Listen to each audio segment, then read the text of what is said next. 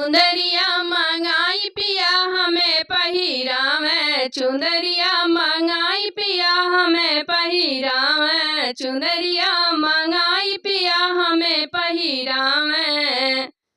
सास गरिया में ससुर गरिया में, सास गरिया में ससुर गरिया में, दुअरवा पे ठाड़ पिया हमें समझावे, दुअरवा पे ठाड़ पिया हमें समझावे, दुअरवा पे ठाड़ पिया हमें समझावे। चुनरिया मंगाई पिया हमें पहिरावे, चुनरिया मंगाई पिया हमें पहिरावे। जेठ गरिया में जेठान गरिया में, जेठ गरिया में जेठान गरिया में, अंगनवा में ठाड़ पिया हमें समझावे, अंगनवा में ठाड़ पिया हमें समझावे।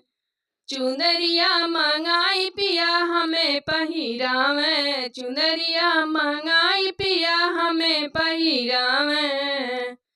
देवर गरिया में देवरान गरिया में, देवर गरिया में देवरान गरिया में, दुअरिया पे ठाड़ पिया हमें समझावे, दुअरिया पे ठाड़ पिया हमें समझावे। चुंदरिया मंगाई पिया हमें पहिरावे, चुंदरिया मंगाई पिया हमें पहिरावे।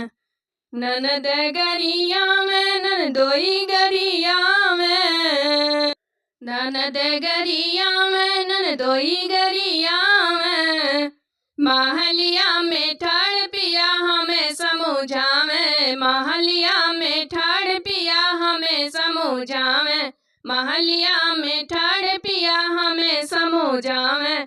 चुनरिया मंगाई पिया हमें पहिरावे, चुनरिया मंगाई पिया हमें पहिरावे, हमें पहिरावे पिया हमें पहिरावे।